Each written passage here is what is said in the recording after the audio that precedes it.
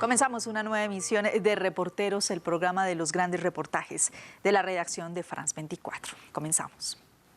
La historia de hoy es en Costa de Marfil, en África Occidental, donde el 6 de noviembre del año 2004 hubo un bombardeo de la aviación de ese país contra tropas francesas que estaban en la ciudad de Bouaké, en el norte del país. Como resultado, 9 soldados franceses perdieron la vida. Las tropas galas estaban garantizando en el lugar el alto el fuego entre las fuerzas del presidente Laurent Gbagbo y la rebelión declarada contra él 2 años antes de este ataque. En represalia, los franceses dieron una respuesta militar. Este hecho produjo un sinnúmero de saqueos a bienes franceses en el país africano. Francia acusó entonces al presidente de Costa de Marfil, quien denunció una oscura manipulación desde el Elíseo para derrocarlo. Hoy, 16 años después, se abre un juicio en París para tratar de levantar el velo sobre este oscuro episodio de relaciones entre Francia y su antigua colonia, envuelta en una capa de misterio. En el siguiente reportaje les contamos cómo se llegó al juicio que tendrá lugar en París.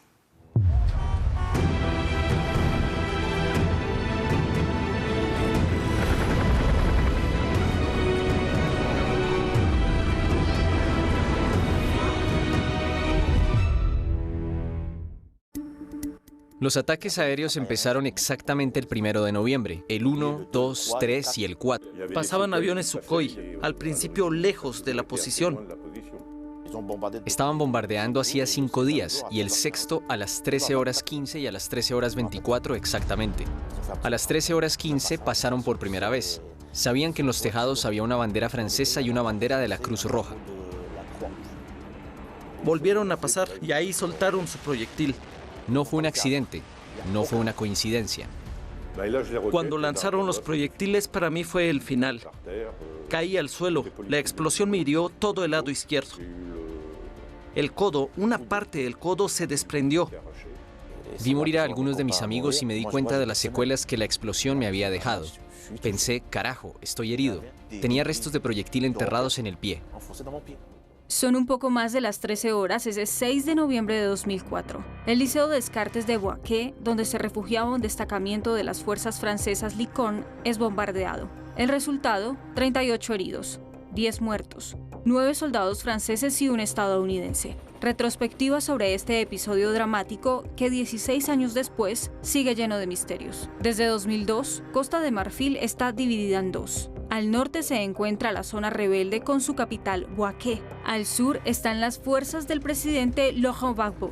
Entre las dos hay una zona de supuesta confianza donde patrullan los cascos azules de la ONU, pero sobre todo las fuerzas francesas de la Operación Licorne. A principios de noviembre de 2004, el presidente Laurent Gbagbo quiere expulsar a los rebeldes. La hostilidad entre él y Jacques Chirac no soluciona nada. El 3 de noviembre, ambos presidentes se sientan a hablar. Chirac toma el teléfono y luego le grita a Gbagbo, ¿entiendes? No es posible. Y al mediodía Gbagbo me dice, había desistido de hacer esta operación, pero por la manera en la que me habló tu presidente, la operación se hará mañana en la mañana. Gbagbo lanza entonces su ofensiva. Sus aviones Sukhoi bombardean a los rebeldes en Bouaké. El 6 de noviembre atacan el destacamento francés. Francia acusa de inmediato al presidente marfileño y sospecha que quiere expulsar a la fuerza Licorne. No puedo dar la orden de disparar sobre los franceses porque no soy idiota. Creo que pueden reconocerme eso. El grado mínimo de inteligencia exige que no se dispare ni sobre los soldados franceses ni sobre los soldados de la operación de las Naciones Unidas en Costa de Marfil.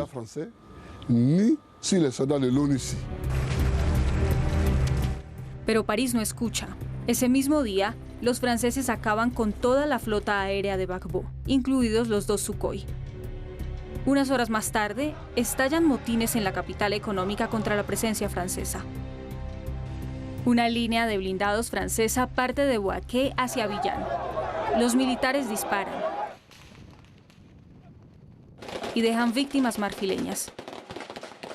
Serán necesarios unos cuantos días para que la calma regrese. ¿Qué ocurrió realmente el 6 de noviembre de 2004 en Bouaké? ¿Un error? ¿Un atropello? ¿O un acto intencional? Rápidamente, los pilotos de los Sukhoi levantan sospechas. 2 bielorrusos y sus copilotos marfileños operan desde la base de Yamoussoukro. Los franceses espían cada uno de sus movimientos y los graban regresando tranquilamente tras el ataque al campamento francés. El oficial a cargo de su vigilancia da explicaciones ante el juez de instrucción francés encargado de la investigación. En 2 subarchivos de video se ve a los 2 equipos cuando regresan del bombardeo. Estoy absolutamente seguro. Hice con rabia estos informes de documentación y con el objetivo de que los autores del bombardeo fueran identificados y, de ser posible, detenidos. Oficialmente, los pilotos nunca fueron capturados. Pero varias fuentes francesas y marfileñas nos afirman fuera de cámara que en efecto sí fueron detenidos durante el proceso en Costa de Marfil, antes de ser liberados. Unos días después, fueron detenidos en un puesto de frontera entre Ghana y Togo, por la mayor de las casualidades. El ministro togolés del Interior previene inmediatamente a los franceses, tal y como se lo cuenta a la jueza. Le solicitamos a la Dirección General de Seguridad Exterior y a la policía que le preguntaran a París qué debíamos hacer. Las instrucciones fueron no hacer nada con los bielorrusos. Consulté por otro lado con el Ministerio francés del Interior. Todas las respuestas fueron negativas. Esa respuesta negativa por parte de Francia me impresionó mucho. Sin embargo, el ministro francés del Interior de esa época, Dominique de Villepin, afirmó en 2008 ante la juez no haber sido nunca informado sobre el asunto de los pilotos. Unos pilotos que luego se desvanecieron en el aire, esta vez por completo. La reacción de las autoridades francesas siembra dudas entre las víctimas y su abogado. Los capturan en Togo simplemente porque los togoleses entendieron de inmediato que eran pilotos, mientras que Alio Marie y los demás decían, no podemos saber si eran los pilotos, es una tontería monumental. No es una tontería, es una voluntad absoluta de no querer detenerlos. En 2004, Michèle Alliot-Marie era ministra de Defensa. Se niega a hablar sobre el asunto, oficialmente a causa de los juicios que se están llevando a cabo. Este es un fragmento de su declaración ante la jueza. Una eventual voluntad de mi parte por hacer caso omiso de los mercenarios está en completa oposición con la que siempre ha sido mi posición. Tratar de saber de dónde pudo venir la orden. Pregunté por qué no habían tratado de escucharlos y me dijeron que no había ninguna base jurídica. Una versión desvirtuada por su consejero jurídico de la época. Tal vez, retrospectivamente, se quiso dar una explicación en apariencia conveniente sobre el hecho de que estos pilotos no fueron citados y llevados ante la justicia, y sin duda alguna se recurrió a esta explicación un poco engañosa sobre la base legal. Pienso que ella no está mintiendo cuando dice que esa es la explicación que se dio, pero creo que es la explicación que se encontró. Se inventó y sobre todo se declaró públicamente mucho más adelante. Una jueza de instrucción solicitó que Alliot-Marie, Villepin y Michel Barnier, en ese entonces ministro de Asuntos Exteriores, fueran juzgados por ese asunto por la Corte de Justicia de la República, una petición denegada en 2019. Pero hay otro misterio alrededor de este episodio: la fila de tanques franceses que partió de Bouaké hacia Abiyán tras el bombardeo. La misión oficial era la evacuación de los ciudadanos franceses reunidos en el Hotel Marfil. Sin embargo, llegaron delante de la residencia de Gbagbo. Un desafortunado error de topografía, según Francia. Es un argumento falaz. Un error de topografía en medio de la ciudad de Abiyán, en un sector donde está situada la Embajada de Francia. Quisiera creerlo, pero hay que ser ciego para cometer ese error de topografía ahí. ¿Cuál era el objetivo? Yo creo que querían asustar a Gbagbo y obligarlo a huir, o efectivamente querían derrocarlo a través de un golpe de fuerza. Pero la movilización popular y la presión internacional jugaron a favor de Laurent Gbagbo.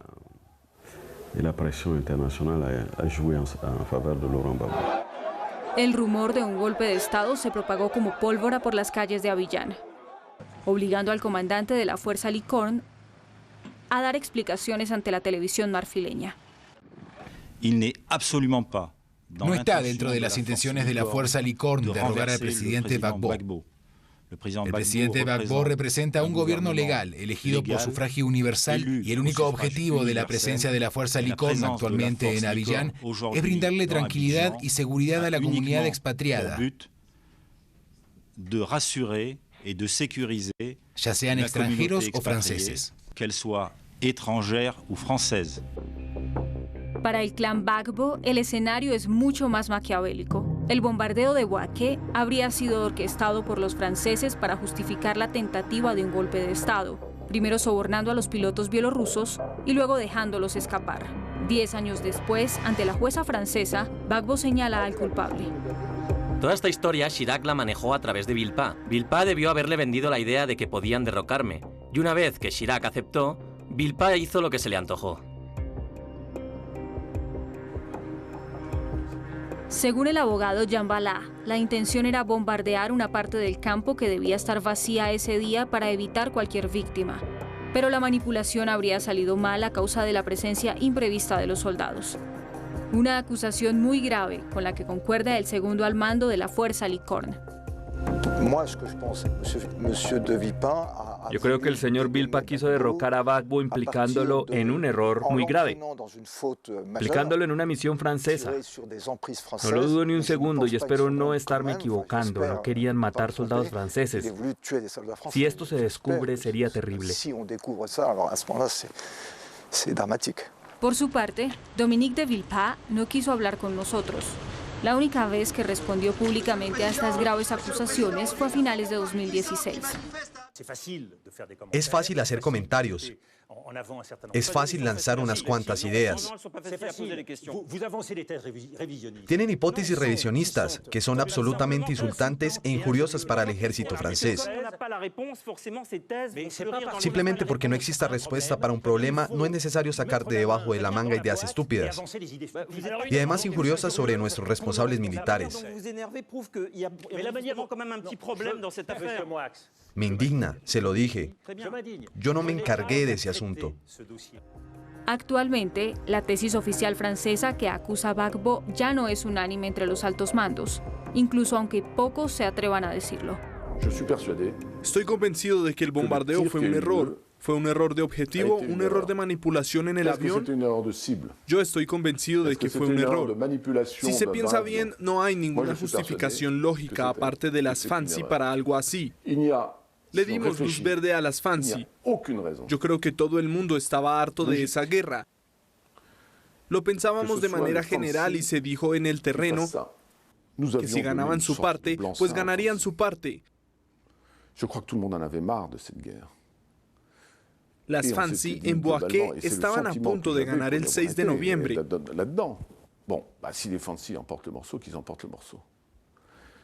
Prácticamente habían llegado hasta la ciudad. Ils étaient pratiquement en ville.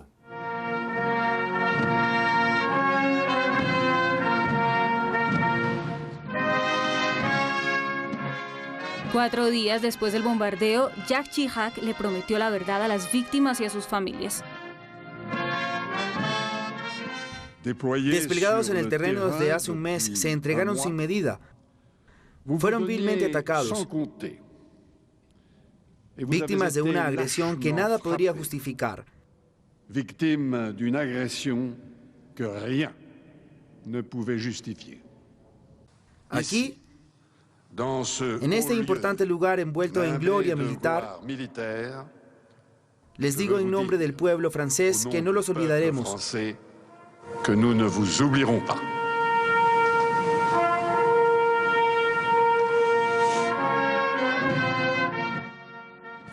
Cabo Emmanuel Tilloy. Le otorgamos la medalla militar.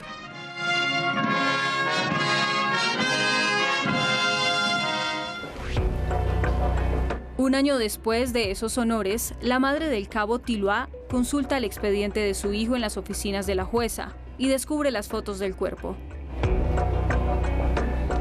Le dije, sí. No es mi hijo. ¿Estás segura? Sí, estoy segura, no es mi hijo, no tiene tatuajes. Le pedí que me mostrara el otro expediente. Y ahí reconocí a mi hijo de inmediato. En ese momento le dije que si ese era el expediente de mi hijo, entonces a quien yo tenía en mi casa no era mi hijo. La exhumación permite confirmar el cambio de los cuerpos. Yo busqué el reloj de mi hijo durante un año y en realidad lo encontré después de la exhumación. Le dejaron puesto su reloj en la muñeca. También tenía un paquete de cigarrillos y una tarjeta de teléfono en sus bolsillos. Tal vez en algún momento pudo haberla necesitado. Eso me puso furiosa.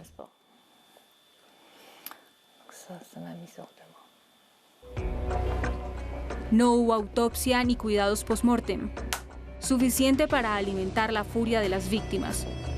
Algunos todavía temen expresarla abiertamente. Tengo rabia. Me gustaría tenerlos enfrente y decirles, miren lo que hicieron y piensen en lo que hicieron. Mataron personas inocentes e hirieron a otros que tendrán esas heridas de por vida. Ese dolor de por vida. No es algo pasajero. Es para siempre. Pierrick Pavec es el herido que más tiempo ha pasado en el hospital tras el bombardeo de Boaké. Es la primera vez que acepta hablar sobre lo que ocurrió. Nos traicionaron, somos soldados, nos fuimos a una misión. No estábamos ahí para que nos dispararan como a conejos. La persona que dio la orden, la persona que lo decidió, eso es algo que tal vez nunca podamos saber. A esas personas ya no les tengo respeto. No es posible que nos sigan mintiendo así. Algo pasó el 6 de noviembre de 2004 en Boaké. Ellos lo saben. Que hablen. Que hablen. El juicio en ausencia de los pilotos debe comenzar este 17 de marzo en París. Los principales responsables políticos y militares que se negaron a hablar con nosotros están citados a comparecer en calidad de testigos. Gracias por acompañarnos en esta emisión de Reportero. Recuerde que puede ingresar a nuestra página web, france24.com, para ver este capítulo y los anteriores, si así lo desea. Gracias por estar con nosotros.